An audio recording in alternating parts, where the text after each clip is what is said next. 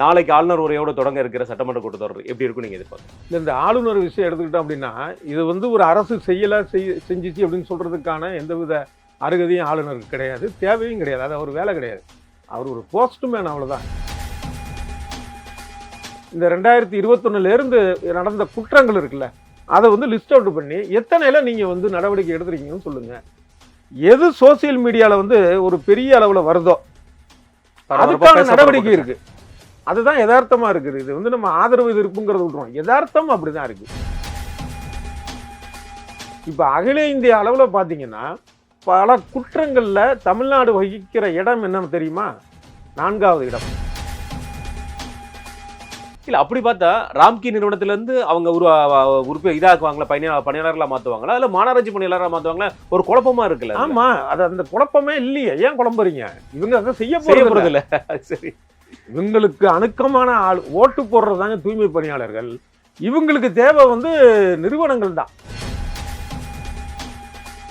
Right sir. இந்த 4 லட்சம் கோடி ரூபாய் ஊழல் அப்படிங்கிற ஒரு விஷயத்தை எதிர்க்கட்சி தலைவர் எடப்பாடியார் அவர்கள் ஆளுநர்கிட்ட புகாரா கொடுத்திருந்தாங்க. இந்த 4 லட்சம் கோடி ஊழல் இந்த சட்டமன்ற கூட்டத்தொடரில் எப்படி எதிரொலிக்க வாய்ப்பு இருக்கும்? நிச்சயமா பெரிய அளவில் எதிரொலிக்கும்.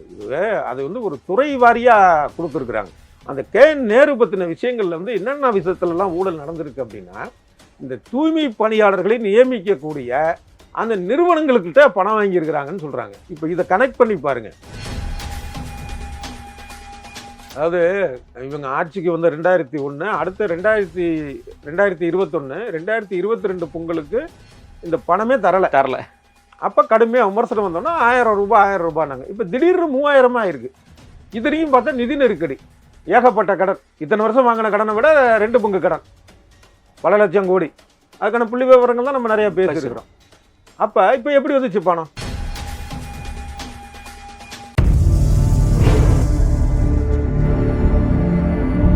வணக்கம். இன்று நம்மிடையே இணைந்திருப்பவர் பத்திரிகையாளர் திரு டிவி சோமு அவர்கள். சார் வணக்கம். சார் வணக்கம். எப்படி இருக்கீங்க சார்? நல்லா இருக்கேன், சொல்லுங்க சார். தமிழ்நாடு சட்டமன்ற கூட்டத்தொடர், அதாவது இந்த வருடத்தோட இந்த ஆளுங்கட்சியோட திமுகவோட இறுதி கூட்டத்தொடர் தான் சொல்ல முடியும். அந்த கூட்டத்தொடர் நாளைக்கு ஆரம்பிக்க இருக்குது ஆளுநர் உரையோடு. இந்த எப்போவுமே இந்த ஆளுநர் உரைங்கிறது இந்த திமுக அரசு ஆட்சிக்கு வந்ததுக்கப்புறம் எப்போவுமே ஒரு சர்ச்சைக்குரிய பொருளாக மாறி இருக்கு. அது ஆர்.என். ரவி அவர்களாகட்டும் சில சின்ன விஷயங்களை அவருமே அவாய்ட் பண்ணுறாரு. ஏன்னா அரசாங்கத்திற்கு எதிராக இருக்கிறோம், அதாவது இந்த மாதிரி செய்யாத சாதனைகளை அவர் சொல்ல மாட்டார். இந்த மாதிரி பல சர்ச்சைகள் ஆளுநர் உரையில் எப்போவுமே நீடிக்கொண்டே இருக்கிறது.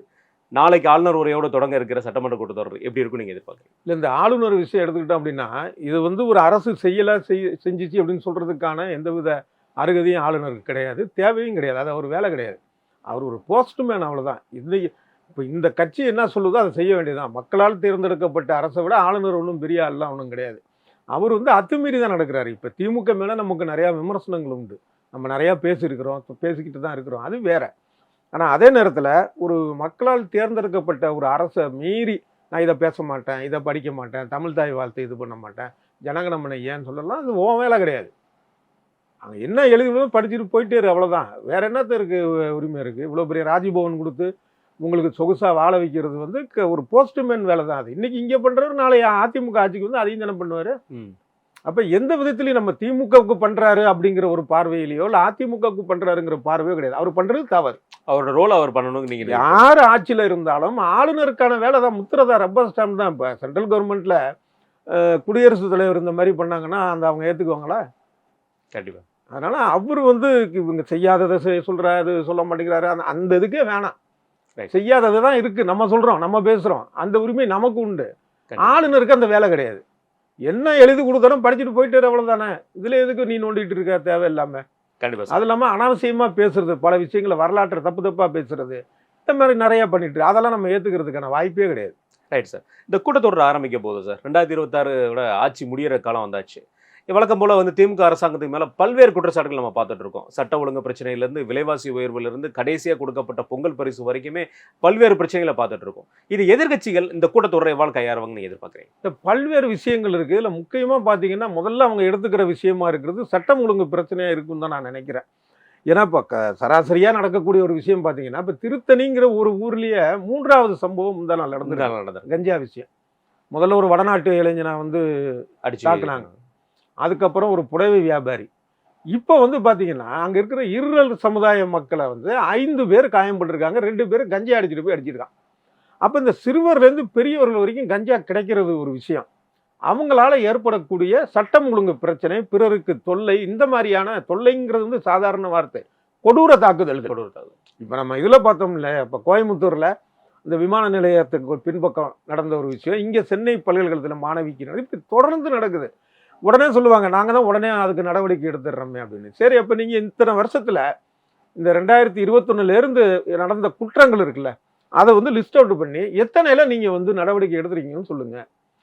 எது சோசியல் மீடியாவில் வந்து ஒரு பெரிய அளவில் வருதோ அதுக்கான நடவடிக்கை இருக்கு. அதுதான் யதார்த்தமாக இருக்குது. இது வந்து நம்ம ஆதரவு எதிர்ப்புங்கிறது விட்டுருவோம், யதார்த்தம் அப்படிதான் இருக்கு. இப்போ அதே மாதிரி பார்த்தீங்கன்னா ஆம்ஸ்ட்ராங் பகுஜன் சமாஜோடைய அது ஒரு கொலைங்கிறது ஒரு பெரிய ஒரு சட்டம். ஏன்னா ஒரு அகில இந்திய கட்சியுடைய தமிழ்நாடு மாநில தலைவர் அவர். அதே மாதிரி காங்கிரஸ் ஜெயக்குமார் தன்சிங் திருநெல்வேலியில் அது ஒரு விஷயம். இப்படியான ஒரு விஷயங்கள் இருக்கிறத நம்ம அந்த சட்டம் ஒழுங்கு அப்படிங்கிறது எப்படி நம்ம சாதாரணமாக போக முடியும்? இப்போ இன்னொன்று பார்த்தீங்கன்னா இந்த சைபர் குற்றங்கள்லாம் பார்த்தீங்கன்னா இப்போ கடந்த ஆண்டை விட, அதாவது 2023 விட 24, 25க்கான இது இன்னும் வரல. இப்போ தேசிய குற்ற ஆவண காப்பகம் சொல்லும் இல்லையா, ஆமாம், அதுவல்ல 2023 விட 2024 10% அதிகரிச்சிருக்கு. இப்போ அகில இந்திய அளவில் பார்த்தீங்கன்னா பல குற்றங்களில் தமிழ்நாடு வகிக்கிற இடம் என்னன்னு தெரியுமா? 4வது இடம் ஒட்டுமொத்தமாக இந்தியாவில். அவங்க என்ன சொல்லுவாங்க, ஒட்டுமொத்தமாக பார்த்தா நாங்கள் 14ல் இருக்கோம். அப்போ 14ல் இருக்கிறது பெருமையா? இப்போ என்ன சொல்லி வந்தீங்க அதை? இப்போ இதே அதிமுக ஆட்சியில் நடந்த ஒரு சட்டம் ஒழுங்கு மீறல்லாம் நம்ம எவ்வளோ கண்டிச்சோம். நானே எவ்வளவோ பேசியிருக்கிறேன், கடுமையாக கண்டிச்சு. அப்போல்லாம் இவங்களுக்கு கூட சேர்ந்து பேசிட்டு இப்போ வந்து இதே விஷயத்த இன்னும் அதிகமாக இவங்க செய்கிறாங்கங்கிறப்ப அந்த சட்டம் ஒழுங்கு பிரச்சனையை எதிர்க்கட்சிகள் வந்து முக்கியமாக கலப்புவாங்க அப்படிங்கிறது தான் என்னுடைய பார்வை. ஓகே, அதுக்கடுத்து சார், எப்பவுமே இந்த சட்ட ஒழுங்கு பிரச்சனைக்கு அடுத்து நம்ம பார்க்க போறது வந்து தேர்தல் வாக்குறுதி. திமுகவோட என்னைக்குமே தேர்தல் அறிக்கை தான் வந்து அவங்களுடைய தேர்தலுக்கு வந்து மிகப்பெரிய ஒரு ஹீரோவா பார்க்கப்படும். இது 2006 காலகட்டங்களில் அன்றைய தலைவர் கலைஞர் அவர்களோட அறிக்கையிலேருந்து நம்ம பார்க்க முடியும். பல்வேறு அறிக்கைகள் உண்டு. இதுல செயல்படுத்தாத அறிக்கைகள் தான் என்றைக்குமே திமுக சைட்லேருந்து நம்ம பார்க்கணும். ஆனா இந்த முறை கிட்டத்தட்ட வந்து ஒரு 15%-இருந்து 20% மேல எந்த அறிக்கையுமே செயல்படுத்தலை. ஆனா ஆட்சியில் இருக்கிற ஆட்சியாளர்கள் 75, 85, 95 அப்படின்னு போயிட்டவங்க இப்போ திருப்பி இறங்கிட்டாங்க. 75% வரைக்கும் நாங்கள் பண்ணியிருக்கோம், 80% வரைக்கும் பண்ணியிருக்கோம்னு நினைக்கிறீங்க. இந்த தேர்தல் வாக்குறுதிகள் எப்படி பார்க்கப்படும்? இதுக்கு உண்டான எதிர்ப்பலைகள் எவ்வளோ இருக்கும்னு நீங்கள் நினைக்கிறீங்க? அதாவது நம்ம அந்த வார்த்தை சொல்கிறோம்ல, திமுக உடைய தேர்தல் அறிக்கை வந்து ஹீரோன்னு பல சமயங்களில் அது ஆன்டி ஹீரோவாக தான் இருக்குது. 2011 இன்னைக்கு மட்டும், அதுக்கு முன்னாடி 1989 கருணாநிதி முதலமைச்சராக இருந்தபோது அவர் என்ன சொன்னார்னா, மாநில அரசு ஊழியர்களாக எங்களுக்கு வந்து மத்திய அரசுக்கு இணையான ஊதியம் வேணும்னு சொல்லி கேட்டாங்க. உடனே இவர் சரின்ட்டாரு. ஆனால் என்னன்னா இந்த அடிப்படை ஊதியம் இருக்கு பாருங்க, பேசிக் சேலரி, அதை மட்டும் ஏற்றினார். ஓகே, இது எப்படி இருக்குன்னா, ஒரு வீட்டுக்கு போய் நம்ம ஒருத்தரை கூப்பிடுறோம், வாங்க சோறு சாப்பிட, ஃப்ரெண்டு சொன்ன வாடா சோறு தின்ட்டு போகலாம் வாடா அப்படின்னு. அவன் வந்தால் உனக்கு வெறும் சோறை மட்டும் போட்டு தின்ன திம்பானா? குழம்போ ரசமோ இல்லை குறைஞ்ச பக்கம் வந்து ஒரு மோரோ இல்லை தண்ணியாவது ஊற்றி விடுல, ஒன்றுமே இல்லை. அப்போ அது அந்த மாய்மாலம் பாருங்க, இது அப்போலேருந்தே இருக்குது. அது நினைக்கிறோம் ஹீரோவாக இருக்குது அவங்களுடைய தேர்தல் அறிக்கைன்னு, அது ஆன்டி ஹீரோவாக இருக்குது அப்படிங்கிறதான் வரலாறு. பல விஷயங்களில் வந்து அதாக இருக்குது. முக்கியமாக இந்த 2021 அவங்க சொன்ன வாக்குறுதிகளில் அதாவது ஒரு 10-15% தான் அவங்க நிறைவேற்றிருக்கிறாங்க அப்படிங்கிறது தான் யதார்த்தமானோம்னா. இது பாமக தலைவர் அன்புமணி ஒரு புத்தகமாக போட்டாங்க. எத்தனை இது கொடுத்தாங்க? 500க்கு மேல கொடுத்துருக்காங்க. 525 தேர்தல் அறிக்கை கொடுத்தது. அதுல எத்தனை வந்து முழுமையா நிறைவேறிருக்கு, எத்தனை பாதி நிறைவேறிருக்கு, எத்தனை நிறைவேறவே இல்லை, டேட்டாஸோட வந்துருச்சு. அப்படின்னா இப்போ அந்த ஒரு விஷயம் இல்லை. ஒரு சில விஷயம் மட்டும் பார்த்தே நம்ம பார்ப்போம். ஒன்றும் இல்லை, இப்போ இவங்க போராடிட்டு இருக்காங்களே எல்லாரும், அந்த போராடுற விஷயத்த பார்ப்போம். இவங்களுடைய தேர்தல் வாக்குறுதியில் 309 என்ன அப்படின்னா, அரசு ஊழியர்களுக்கு நாங்கள் பழைய ஓய்வூதிய திட்டத்தை மறுபடியும் கொண்டு வருவோம். அதை தானே இவங்க சொன்னது.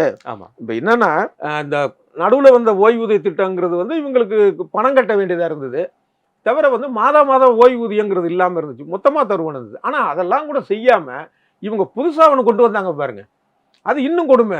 அது நம்ம பணமும் கட்டு, சுருக்கமாக சொல்கிறேன் புரிகிற மாதிரி, என்னன்னா நம்ம பார்க்குற நேயர்களுக்கு பணமும் நம்ம கட்டணும், அதுக்கேற்ற மாதிரி அரசு போடும். ஆனால் அந்த பணம் என்னன்னா, முந்தைய திட்டத்தில் நமக்கு வரும், நம்ம பேங்க்கில் போட்டு அந்த வட்டியை வாங்கிக்கலாம்.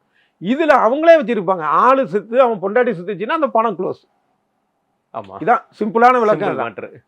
அப்போ அதை எப்படி எடுத்துக்குவாங்க? அன்னைக்கு பார்த்தீங்கன்னா இந்த யூனியன் தலைவர்கள்லாம் வந்து அப்படியே கேக்கு ஊட்டுறதும் கும்மாளமாகவும், என்னப்பா இது வரைக்கும் எந்த முதல்வருக்கு நீங்கள் பார்த்துருக்க மாட்டேங்கன்னு நினைக்கிறீங்க. ஒரு மூத்த பத்திரிகையாளராக இருந்திருக்கீங்க. ஆமாம், எந்த ஒரு இவ்வளவு இதா இல்லை. ஆனா அதுக்கப்புறம் பார்த்தா அவங்க அந்த நிர்வாகிகளே வந்து பேச ஆரம்பிச்சிட்டாங்க, இல்ல இதை நம்ம ஏத்துக்க முடியாத ஒரு விஷயம் அப்படின்னு.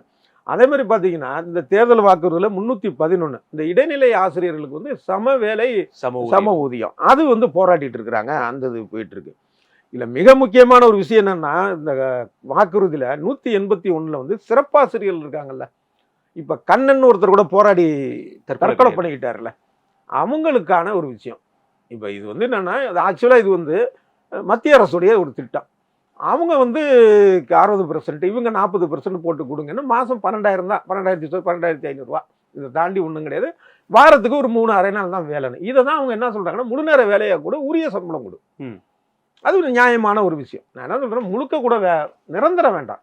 ஒரு 30,000ஆவது ஆக்குனா தற்காலிக பணியாளராக இருந்து ஒரு தொகுப்பூதியமாக இருந்தால் அவன் வாழ்க்கையை ஒட்டதாக இருக்கும். இவன் அரை நாள்னு வாரத்தில் 3 நாள்னால வருமானமும் பத்தலை, அடுத்த வேலைக்கும் போக முடியாது. இதை ஏன் விட்டுட்டு போக மாட்டோன்னா, சரி நம்ம ஒரு வேலை நம்ம நிரந்தரமாக வாய்ப்பு இருக்குமோ, அப்போ ஒருத்தனை வாழவும் விடாம சாகவும் விடாமன்னு சொல்லணும்ல. இதுல ஆரம்பத்தில் 12,000 சொச்சம் பேர் இருந்தாங்க, 12,600 சொச்சம். சாரி 2012 16,000 சொச்சம் இருந்தாங்க. இப்போ 12,000 பேர். என்னன்னா ஓய்வு பெற்றவங்க மட்டும் இல்லை, ஒரு வாழ்க்கை சூழல்ல மரணம் அடைந்தவர்கள், தற்கொலை செய்து கொண்ட அந்த கண்ணன் மாதிரியான ஆட்களும் உண்டு. அந்த சிறப்பாசிரியர்கள் அவங்க தான் இந்த சொன்னதான் தற்கொலை பண்ணிக்கிற ரேஞ்சில் அவங்க இருக்கு. அப்ப இவங்களுக்கான ஒரு நிதி ஆதாரம் இல்லை அப்படின்னா எதுக்காக வாக்குறுதி கொடுத்தாங்கன்னு கேள்வி இருக்குல்ல. இப்போ முதலமைச்சராக இப்போ இருக்கக்கூடிய மு.க. ஸ்டாலின் ஏற்கனவே அமைச்சராக இருந்தவர் தானே. இதே திமுக வந்து எத்தனை முறை ஆட்சியில் இருந்திருக்கு. அப்போ அவங்களுக்கு தெரியாதா? மூத்த அமைச்சர்கள் இன்றைக்கு மூத்த அமைச்சர்கள் இருக்கிறாங்கல்ல.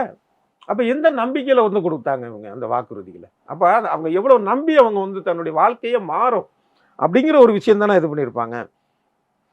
அதே மாதிரி இந்த தூய்மை பணியாளர்கள், அது எவ்வளோ கொடுமையான ஒரு விஷயம். அவங்கள வந்து நம்ப வச்சு அவங்க போராட்டம், அவங்கள வந்து அநியாயமாக கைது பண்ணி நீ இங்கே நிற்காத அங்கே நிற்காதன்னு, அது என்ன இன்னை வரைக்கும் அவங்களுடைய போராட்டம் போயிட்டு இருக்கு.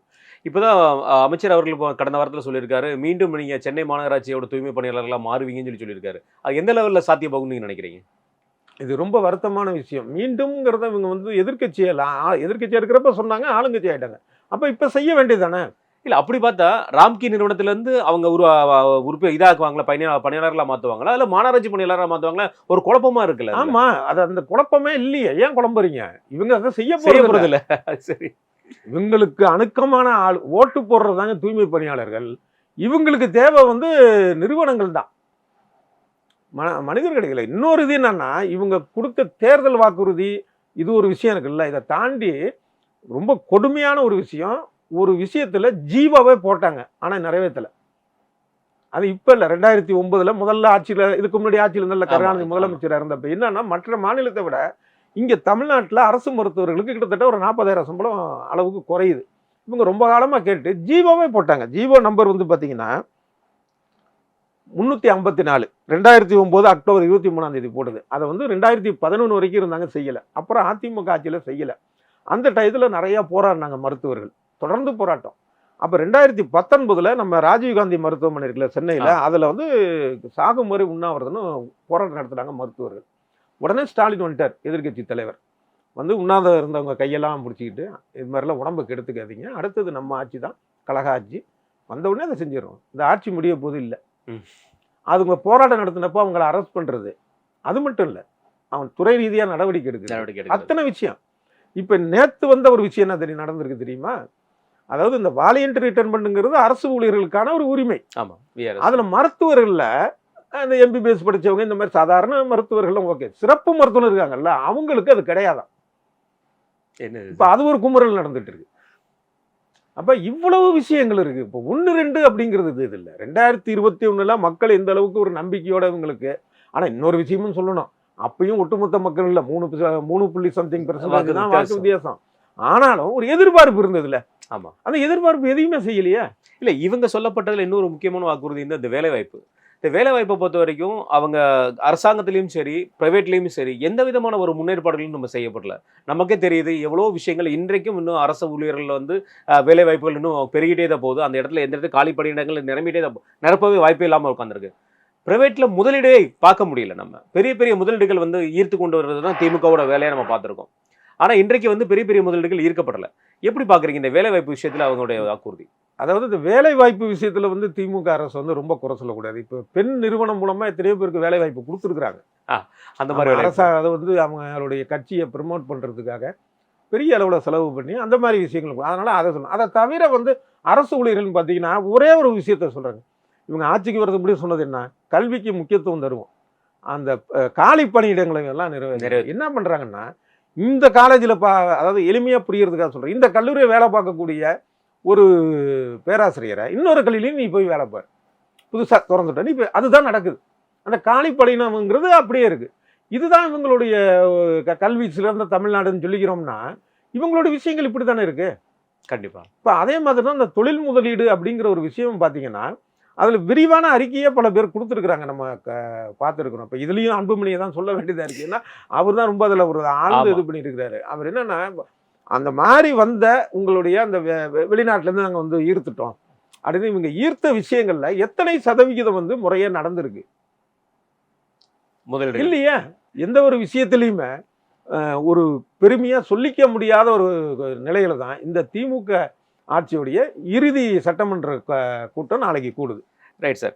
இந்த 4 லட்சம் கோடி ரூபா ஊழல் அப்படிங்கிற ஒரு விஷயத்தை எதிர்க்கட்சி தலைவர் எடப்பாடியார் அவர்கள் வந்து ஆளுநர்கிட்ட வந்து புகாராக கொடுத்துருந்தாங்க. இந்த 4 லட்சம் கோடி ஊழல் இந்த சட்டமன்ற கூட்டத்தொடரில் எப்படி எதிரொலிக்க வாய்ப்பு இருக்கும் சார்? நிச்சயமா பெரிய அளவில் எதிரொலிக்கும். அது வந்து ஒரு துறை வாரியாக கொடுத்துருக்குறாங்க.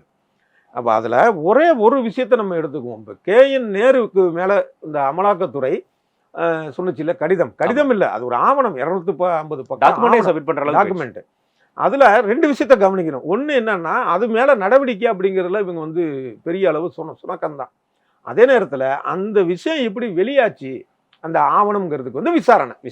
அப்போ இவங்க நோக்கம் என்னவா இருக்குன்னு ஒன்று. இன்னொரு இது அந்த KN நேரு பற்றின விஷயங்கள்ல வந்து என்னென்ன விஷயத்துலலாம் ஊழல் நடந்திருக்கு அப்படின்னா இந்த தூய்மை பணியாளர்களை நியமிக்கக்கூடிய அந்த நிறுவனங்கள்கிட்ட பணம் வாங்கியிருக்கிறாங்கன்னு சொல்கிறாங்க. இப்போ இதை கனெக்ட் பண்ணி பாருங்க. அதாவது வேற யாருமே வேலை செய்ய விரும்பாத அந்த தூய்மை பணியை செய்யக்கூடிய அந்த ஏழை எளிய தூய்மை பணியாளர்கள் அவங்களுடைய வயிற்றில் அடிக்கிறதுக்கு அங்கே வாங்குறாங்க. அதாவது ஒரு லஞ்சம்ங்கிறது எந்த அளவுக்கு மக்களை பாதிக்குதுங்கிறதுக்கான உதாரணம் இதை விட வேறு எதுவும் இல்லை. கண்டிப்பாக சார். இப்போ மற்ற புகார்களும் வெடிக்கும், அது எல்லாத்த விட இது வெடிக்கும்னு நான் நினைக்கிறேன். ஏன்னா இது வந்து நேரடியான ஒரு விஷயம் இல்லை. எடப்பாடியார் அவர்கள் கூட பல மீட்டிங்கில் சொல்லியிருக்க ஒரு வார்த்தை வந்து இங்கே பல அமைச்சர்கள் வந்து எலெக்ஷனுக்கு முன்னாடி ஜெயிலுக்கு போவாங்க, நம்ம ஃப்ரீயாகவே எலெக்ஷன் செய்ய முடியுங்கிற மாதிரி சொல்லியிருந்தாங்க. இந்த கூட்டத்தொடர் தான் வந்து மிக முக்கியமான கூட்டத்தொடராக பார்க்கப்படுது. ஏன்னா ஒரு ஆளுநர் உரையை சொல்லிட்டு அதை பற்றின பெருமை பற்றி பேசுறது தான் திமுகவோட வேலையாக இருக்கும். அப்படி இருக்கும்போது இதை உடைக்க வேண்டிய வேலை வந்து மிக முக்கியமான வேலை எதிர்க்கட்சி தலைவர் அவருடைய வேலையாக பார்க்கப்படுது. அப்படி இருக்கும்போது இந்த ஊழல் அதுவும் மிக மோஸ்ட் சீனியர் அமைச்சர் கட்சியில் வந்து மிக முக்கியமான நபர் வந்து திரு KN அவர்கள். அப்போ அவரை பற்றின ஒரு குற்றச்சாட்டை வந்து ஈஸியாக கைவிட மாட்டாருன்னு நினைக்கிறேன் நான். நீங்கள் எப்படி பார்க்குறீங்க அந்த விஷயம்? நிச்சயமா அது பெரிய அளவில் வெடிக்கும். அது இப்போ நாளைக்கான அந்த இதில் அந்த ஆளுநர் பண்ணக்கூடிய பிரச்சனை என்னன்னு தெரியல, அது வழக்கமாக நடக்கிறது.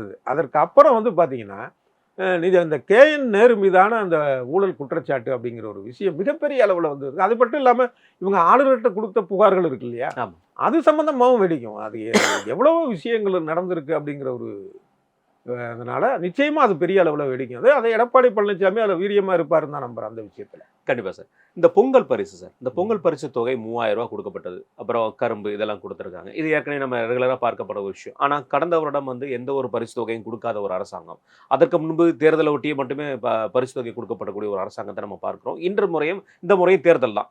2026 தேர்தலுக்காக தான் இந்த 3000 கொடுக்கப்பட்டிருக்கு. எதிர்க்கட்சிகள் பலமான குற்றச்சாட்டுகளை வைத்துக் கொண்டிருக்கிறது. இந்த பொங்கல் பரிசு தொகையை கூட பொங்கல் முடிஞ்ச பிறகு கூட நாளைக்கு கூட வாங்காதவங்க வந்து வாங்கிக்கோங்க அப்படிங்கிற மாதிரி சொல்ற ஒரு விஷயத்த திமுக அரசாங்கம் இவ்வளவு தூரத்துக்கு மக்களுக்காக இருக்கிற விஷயத்தை எப்படி பாக்குறீங்க? அதாவது இவங்க ஆட்சிக்கு வந்து 2001, அடுத்த 2021, 2022 பொங்கலுக்கு இந்த பணமே தரல. அப்ப கடுமையா விமர்சனம் வந்தோம்னா 1000 ரூபாய். இப்ப திடீர்னு 3000 ஆயிருக்கு. இதுலையும் பார்த்தா நிதி நெருக்கடி, ஏகப்பட்ட கடன், இத்தனை வருஷம் வாங்கின கடனை விட 2 பங்கு கடன், பல லட்சம் கோடி. அதுக்கான புள்ளி விவரங்கள் தான் நம்ம நிறைய பேசியிருக்கிறோம். அப்போ இப்போ எப்படி வந்துச்சு பணம்? அது மட்டும் இல்லை, இந்த லேப்டாப் அப்படிங்கிற ஒரு விஷயம் நிச்சயமாக நல்ல திட்டம் தான். அதில் வந்து எனக்கு வந்து இந்த கட்டணம் இல்லாத விஷயங்கள், விலை இல்லாத பொருட்கள்ங்கிறதுல எல்லாத்துலேயும் உடன்பாடு கிடையாது. எது அவசியமோ அதை கொடுக்குறது தப்பு. இது அவசியமான ஒரு விஷயம் தான். இதை இத்தனை வருஷம் தடுத்து வச்சிருந்தாங்களா? இல்ல இதுல கூட இப்ப எப்படி வந்தது? இல்ல இதுல கூட பாருங்களேன், இறுதி ஆண்டு படிக்கின்ற மாணவர்களுக்கு மட்டுமே இந்த லேப்டாப் கொடுக்கப்பட்டிருக்கிறது. அதுவும் குறிப்பா சொல்ல போனா அந்த மாணவர்களுக்கு வந்து தேவைப்படுற விஷயங்களை அவர் வந்து அரசாங்கத்தோட முதல்வர் அவருடைய போட்டோவை எடுத்துட்டு அவர்களுக்கு அவர் பிடித்தமான தலைவர்கள் போட்டோ வைக்க வேண்டிய சூழ்நிலைக்கும் தள்ளப்பட்டிருக்கு. இந்த இறுதியாண்டு மாணவர்களை நோக்கி மட்டுமே திமுக இந்த விஷயத்தை பண்ணதுக்கு காரணம் என்னவா இருக்கும் நீங்க நினைக்கிறீங்க? இல்ல அவங்க இதை கொடுத்தோங்கிற ஒரு இதை காட்டணும் ஒன்று, அதாவது ஒரு பேரை வாங்கணும். அதே நேரத்தில் எல்லாத்துக்கும் கொடுக்கறதுக்கு பணம் இல்லை, எல்லாம் தொடச்சாச்சு. அப்போ அந்த ஒரு விஷயம். அப்புறம் இன்னொன்று இதை ஒட்டி சொல்கிறேன், அது ஸ்டாலினாக இருக்கட்டும் இல்லை வேற ஆட்களாக இருக்கட்டும், இதுக்கு முன்னாடி இந்த ஜெயலலிதா காலத்துலையும் நம்ம அதை சொன்னோம். என்னென்னா எல்லாத்துலேயும் ஸ்டிக்கர் விட்டுற வேலை இருக்குல்ல, அது தேவையே கிடையாது. உலகத்தில் வேறு எங்கேயும் கிடையாது, முன்னேறிய நாடுகளில் கிடையாதுங்க. முன்னேறிய நாடுகள்லாம் ஐரோப்பிய நாடுகள் இருக்குல்ல, அங்கே கிடையாது. அவங்க பொருளாதாரத்தில் மட்டும் இல்லை, அரசியலையும் முன்னேறி இருக்கிறாங்க, கிடையாது. இங்கே இந்த மூன்றாம் உலக நாடுகள்னு சொல்கிறோம் பாருங்க, ஆப்பிரிக்கா ஆசிய நாடுகள் பெரும்பாலான இடத்துல தான் இது இருக்குது. இது தேவையில்லை. இப்போ அமெரிக்காவில் வந்து ஒரு விஷயம் கொடுத்தான்னா அவன் அதுக்குன்னு ஒரு முத்திரை வச்சிருக்கிறான், ஒரு பிரிவு, அதை தான் வச்சிருக்கான். பிரிட்டனில் அதான் நடக்குது. அந்த மாதிரி பண்ணிட்டு இதில் எதுக்கு இது கை காசா? யாராக இருந்தாலும் இது தேவையில்லை. இது நீங்கள் தமிழக அரசு முத்திரையை போட்டு போக வேண்டியதானே. நாங்கள் பணம் கொடுத்து எங்களுக்கு கொடுக்குற ஒரு விஷயத்த அந்த நிர்வாகம் பண்ணுற இடத்துல தான் அவங்க இருக்காங்களே தவிர கை காசு கிடையாது. அதில் எதுக்கு இந்த இது ஒட்டுற ஸ்டிக்கர் ஒட்டுற வேலை? அது யார் செய்தாலும் தப்பு, அது தேவையில்லாத ஒரு விஷயம். நான் பார்ப்பது என்ன ஒரு முக்கியமானது இல்லைன்னா, இத்தனை வருடம் இல்லாமல் இந்த மாணவர்கள் மேலே உங்களுக்கு அக்கறை இல்லையா? தவிர இப்போ கொடுத்தது அப்படிங்கிறது கூட பார்த்தா இறுதியாண்டு மாணவர்னா மற்ற மாணவர்கள் மேலே உங்களுக்கு அக்கறை இல்லையா? நான் கேட்குற விஷயம் அதுதான். அப்போ செய்யறதுங்கிறது தொடர்ந்து பண்ணியிருக்கணும்ல. கண்டிப்பாக. இப்போ அதிமுக கொண்டு வந்தா திமுக மாற்றுது, திமுக கொண்டு வந்தா அதிமுக மாற்றுதுன்னா டாஸ்மாக மாற்றினீங்களா? அது மாற்ற முடியாதுல்ல. இல்லை இல்லை. அப்போ அந்த லேப்டாப்பையும் மாற்றாம கொடுத்துருக்கணும்ல. இல்லை அதிமுக ஆட்சியில் கூட கொஞ்சம் கடைகளை வேற குறைக்கவே முயற்சி பண்ணாங்க. இவங்க அதை விட முயற்சி பண்ண எந்த முயற்சியுமே எடுக்கல. இல்லை அந்த அதில் 2 பேர் மேலேயும் விமர்சனம் உண்டு எனக்கு. ஆனால் நான் சொல்கிறது என்னென்னா, நீங்கள் எல்லாத்தையும் நீங்கள் வந்து மூடுறது கிடையாது. அவங்க உங்களுக்கு தேவையானதை எடுத்துக்கிறீங்க. அப்போ அந்த நல்ல விஷயத்தை எடுத்துக்க வேண்டியதுதானே லேப்டாப்புங்கிறது. இன்னும் சொல்லப்போனால் பொருளாதாரத்தில் பின்தங்கிய மாணவர்கள் பல பேருக்கு அந்த லேப்டாப்புங்கிறது ஒரு கனவாக தான் இருந்தது, இன்றைக்கும் இருக்குது. என்னதான் நீங்கள் செல்ஃபோனில் வந்து எல்லாதும் வந்துட்டா கூட ஒரு லேப்டாப் அப்படிங்கிற மாதிரியான ஒரு வசதிங்கிறது கிடையாது. அப்போ அதை தடுத்ததுங்கிறது எவ்வளோ பேர். அப்புறம் இதுவும் இந்த கல்வின்னு சொன்னல, அதை தான் சொல்லுங்கள், கல்வியில் சிறந்த தமிழ்நாடு சொல்லுகிறது தான் நடக்கலை. இறுதியாக என்னோட கேள்வி சார், இந்த தமிழக சட்டமன்ற கூட்டத்தொடர் வந்து மிக முக்கியமான அம்சமாக பார்க்கப்பட்டது. இதில் வந்து எப்போவுமே வந்து மீடியாவோட பங்கு மிக முக்கிய பங்கு. ஏன்னா எதிர்க்கட்சி தலைவரோட உரையுமே ஒளிபரப்ப வேண்டிய கடமை மீடியாக்களுக்கு இருக்குது. ஆனால் இப்போ வரைக்கும் நம்ம தமிழக ஊடகங்கள் வந்து அது மெயின் ஸ்ட்ரீம் ஊடகங்கள் அது நமக்கு என்னவோ மிகப்பெரிய ஒரு சாபக்கேடா என்னன்னு தெரியல. இந்த 2021 ஆட்சி காலத்திலிருந்து எத்தனையோ விஷயங்களை எடப்பாடியார் அவர்கள் வந்து சட்டமன்றத்தில் பேசுனதை முறையாக வந்து டெலிகாஸ்ட் பண்ணல. இந்த முறை மீடியாவோட செயல்பாடுகள் எப்படி இருக்கும்னு நீங்கள் நினைக்கிறீங்க? அதாவது எதிர்க்கட்சி தலைவராக யார் இருந்தாலும் அவங்களுக்கான ஒரு முழுமையான அந்த ஒரு அங்கீகாரத்தை வந்து ஊடகங்களுக்கு கொடுக்கணும். ஏன்னா அவங்க வந்து பேசுறது இந்த ஆளுங்கட்சியின் மீதான விமர்சனங்கள், அதை வந்து மக்கள் தெரிஞ்சுக்கணும். அதில் போய் ஒரு அரசியல் பண்ணுறது அப்படிங்கிறது இருக்குல்ல, அது தவறு. ஆனால் அது மாதிரி நடக்குமான்னு தெரியல. இப்போ ஒவ்வொரு ஊடகத்துக்குமே ஒவ்வொரு அரசியல் இருக்குல்ல, அரசியல் பின்புலம் உள்ளவங்க இருக்கிறாங்க. அப்படிங்கிறப்ப இதை எந்த அளவுக்கு நம்ம எதிர்பார்க்கறதுன்னு தெரியல. ஒன்று இறுதின்னு சொன்னீங்கல்ல, இறுதிக்கும் இறுதியாக நான் ஒரு விஷயம் சொல்லிக்கிறேன். எதுக்கெடுத்தாலும் நிதி இல்லை நிதி இல்லைன்னு சொல்கிறாங்கல்ல. எங்களுக்கு வந்து ஒன்றிய அரசில் வந்து எங்களுக்கு பணம் வரல, அதனால் நாங்கள் செய்ய முடியலன்னா உண்மைதான். அந்த மாதிரியான விஷயங்களை கல்விக்கு தரலன்னா நம்ம விமர்சிக்கிறோம். அதே நேரத்தில் அந்த நிதி தேவைப்படாத விஷயத்துலையும் இவங்க எப்படி செயல்பட்டுருக்காங்கிறதுக்கு ஒரு உதாரணம் என்னென்னா, அப்போ ஒரு அகில இந்திய அளவிலேயே ஒரு விஷயம் என்ன நடக்குது அப்படின்னா, கல்விக்கு வந்து உங்கள் பட்ஜெட்டில் 15% ஒதுக்கணும். இவங்க ஒதுக்குனது வந்து 13% தான். இதுக்கும் அந்த மத்திய அரசுக்கும் சம்மந்தம் கிடையாது. ஆனால் இவங்க எவ்வளோ பட்ஜெட் போடுறாங்களோ, இப்போ 100 ரூபா பட்ஜெட் போட்டாங்கன்னா 13 ரூபா ஒதுக்கணும். 200 ரூபாய்க்கு போட்டாங்கன்னா 26 ரூபா. இது இவங்க கையில் இருக்கிறது, அதை செய்யலை. அதே மாதிரி சுகாதாரத்துக்கு வந்து 8% ஒதுக்குறத இவங்க 5% பண்ணியிருக்காங்க. வேளாண்மைக்கு 6.3% ஒதுக்குறது 6.1 தான். இதில் வந்து கடந்த அதிமுக ஆட்சி இதை விட சிறப்பாக செயல்பட்டுருக்கு. இவங்க சொல்கிறாங்களே, இதை செய்யலை. திராவிட மாடல் அரசுங்கிறது வந்து அதை செய்யலை. ஒன்று.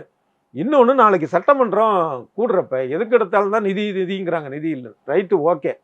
நிதி தேவைப்படாத விஷயங்களை சில விஷயங்களாவது இவங்க செய்யணும். உதாரணமாக என்ன அப்படின்னா, இந்த இந்தி திணிப்பு அப்படிங்கிறது இந்த பராசக்தி படம் வந்ததுக்கப்புறம் மறுபடியும் வந்துட்டு இருக்கு. அதில் அண்ணா வந்து அதை எரிச்சார் அப்படின்னு தெரியும். ஒரு சட்டப்பிரிவு வந்து பிரிவு 17, அதுதான் இந்தி திணிப்புக்கு காரணம். அதுக்கப்புறம் 86 இதை கூட இவர் எரிச்சார், கருணாநிதி. இன்னைக்கு அந்த பிரிவு அப்படியே இருக்கு. இது குறித்து ஒரு எதிரான தீர்மானத்தை அவங்க போடட்டும். அதுதான் உண்மையிலேயே அவங்க செய்யக்கூடிய ஒரு விஷயமா இருக்கு. பெரிய சவாலாக இருக்க வாய்ப்பு இருக்கு. ஆமாம். ஏன் அப்படின்னா, 1965 நடந்த இந்தி திணிப்பு எதிர்ப்பு போராட்டங்கிறது ஒரு தோல்வி. ஆனால் அந்த தோல்விக்கு அறிஞர் அண்ணா காரணம் அல்ல. அப்போ வந்து பெரிய அளவில் வந்து அவருக்கான எம்பிகள் கிடையாது. மத்திய அரசுடனுடைய ஒரு எதிர்மறையான ஒரு மோதல் போக்கோட தான் இருந்துச்சு. மோத வேண்டிய கட்டாயம் இருந்தது, அதை செஞ்சார். அதுக்கப்புறம் கருணாநிதி வந்து எந்த காங்கிரஸ் இந்தியை திணித்ததோ அது கூடயே முதல்ல ஒப்பந்தம் வச்சுக்கிறாரு, கூட்டணி வச்சுக்கிறார் 1971. அதுக்கப்புறம் பல சமயங்கள்ல வந்து பார்த்தீங்கன்னா பாஜக ஆட்சி கூட ஒரு முறை என்னன்னா திமுக எம்பிக்கள் மூலமாக அங்கே ஆட்சி நடந்தது. அப்போலாம் அதை வலியுறுத்தவே இல்லை, கருணாநிதி வலியுறுத்தலை. இப்போ இன்னைக்கு இவங்க என்ன சொல்லலாம், அது என்ன தீர்மானம் வந்து நாங்கள் வந்து இப்போ நீட்டுக்கு போட்டாங்களே இவங்க தீர்மானம், நீட்டுக்கு போட்டு அது நடந்துச்சா? அது நடக்காதுன்னு தெரியும்ல, அது தேர்தலுக்கு முன்னாடி சொன்னாங்க, அது நடக்காதுன்னு தெரியும், போட்டாங்கல்ல. அந்த மாதிரி இதுக்கு ஒன்று போடுங்க. நாங்கள் வந்து இந்த பிரிவு பகுதி 17 வந்து அரசியல் சட்டத்திலேருந்து நீக்கணும், இல்லை அதில் மாறுதல் பண்ணணும். இப்போ அட்டவணை 8ல் எத்தனை மொழிகள் இருக்குதோ 22 மொழிகள் இருக்குது, எல்லாத்தையுமே நீ வந்து அலுவல் மொழியாக்கு அப்படிங்கிறத அவங்க கொண்டு வரட்டும். அதை செய்கிறாங்களாங்கிறது நம்ம இருந்து பார்ப்போம் சார். கண்டிப்பாக சார். உங்கள் நேரத்தையும் உங்கள் இதையும் கருத்தை பார்த்து நன்றி சார். தேங்க்யூ.